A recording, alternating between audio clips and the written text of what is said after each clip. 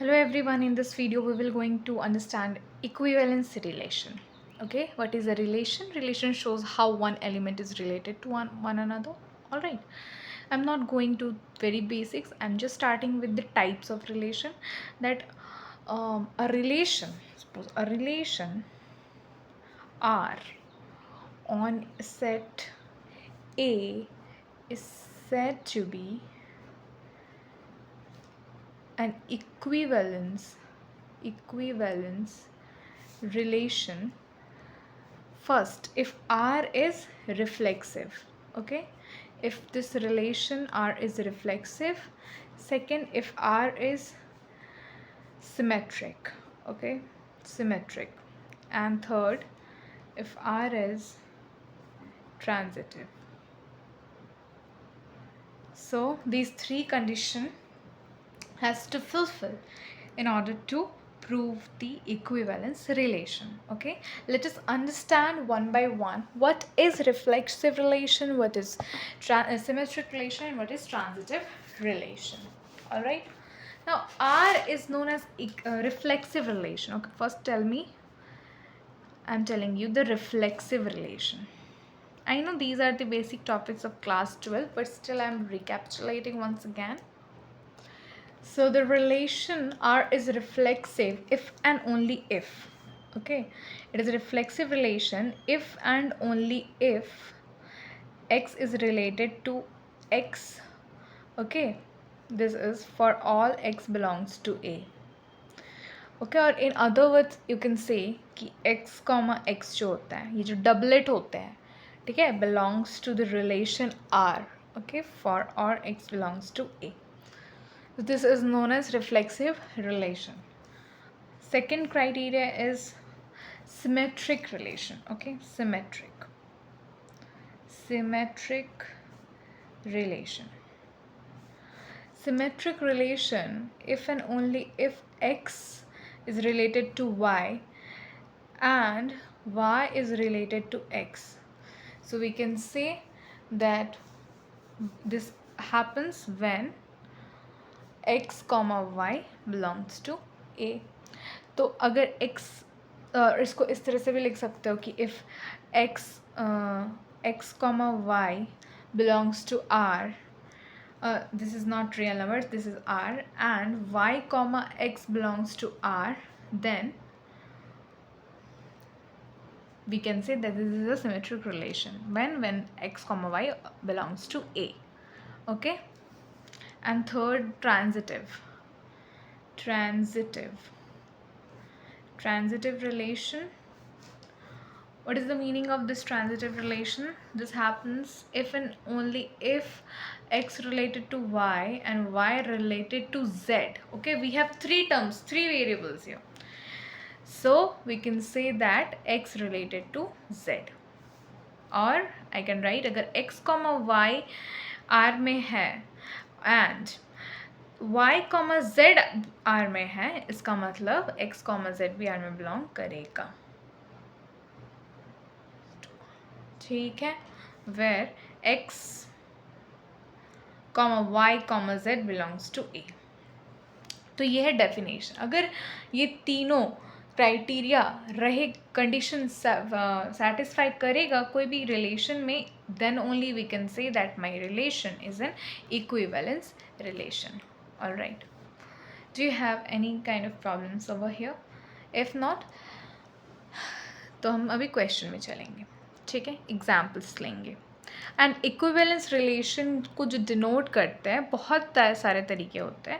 जैसे कभी ये भी देख लोगे, या फिर ऐसे देख लोगे, या फिर लाइक दिस ऐसे देख लोगे, हाँ, या फिर लाइक 3 बार ऐसे देख लोगे. सो ये सब क्या है ना, इक्विवेलेंस रिलेशन को डिनोट करते हैं.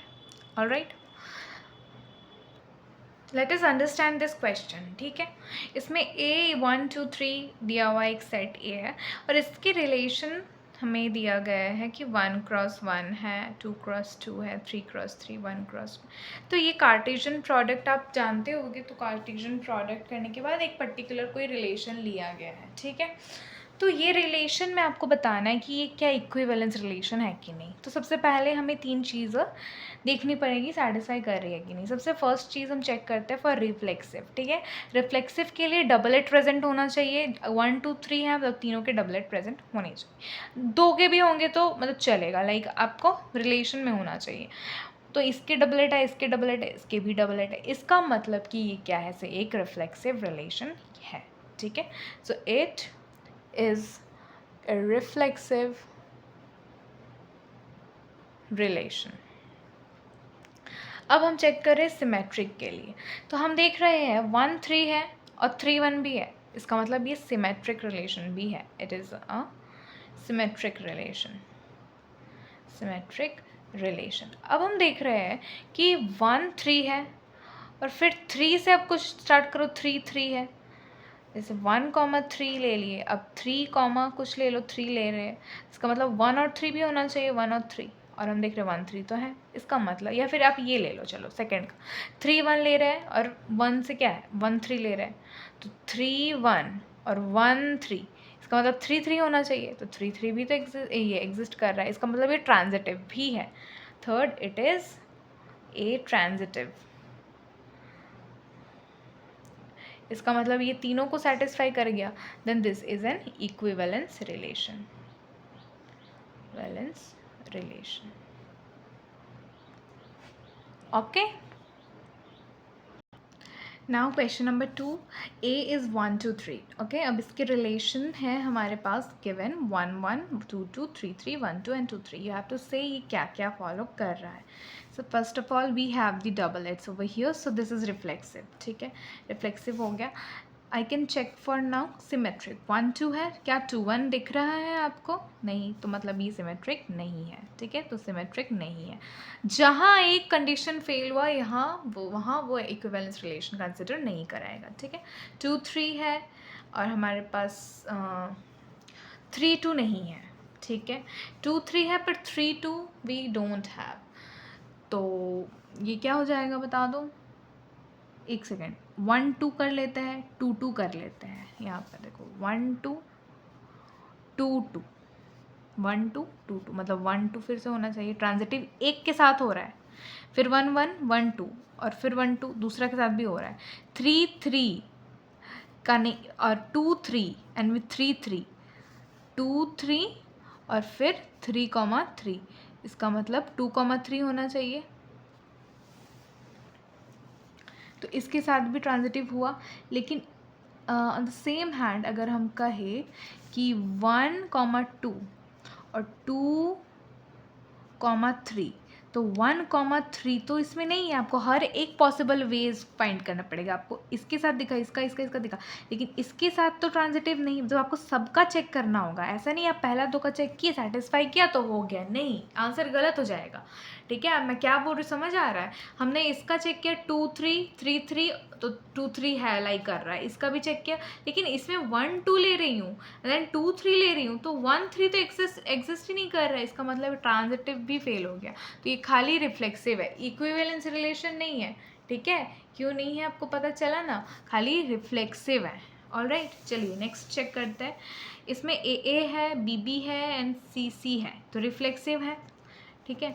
यहाँ पर ए बी है और यहाँ पर बी सी है, तो ए सी भी एग्जिस्ट कर रहा है। एक एक एलिमेंट का आप चेक करो, ठीक है, मतलब ट्रांजिटिव का अपर सिमेट्रिक चेक कर लेते हैं, ठीक है। ए बी है तो बी ए होना चाहिए, बी ए है, B A B A B A B A नहीं है, ठीक है, सिमेट्रिक ही पहले ही फेल हो गया। अब ट्रांजिटिव ही मेन है चेक करने का, तो हम देख रहे हैं यहाँ पर कि ए सी है, सी ए भी है, तो ए होना चाहिए, ए है, ए बी है, और फिर B A B A B A B A B है, बी बी है, तो ए बी होना चाहिए, ए बी भी है, बी बी है, बी सी है, तो फिर बी सी होना चाहिए जो है।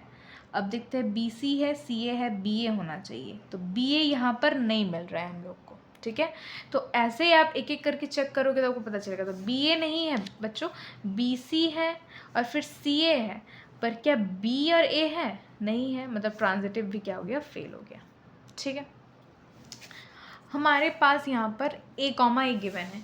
अब a कॉमा ए से बहुत सारे बच्चे क्या करेंगे कि ये सिर्फ रिफ्लेक्सिव है, ना ही सिमेट्रिक है, ना ही ट्रांजिटिव है। तो आप अगर यहाँ ये करते then you are completely wrong, ठीक है। ये रिफ्लेक्सिव के साथ साथ सिमेट्रिक भी है, ठीक है।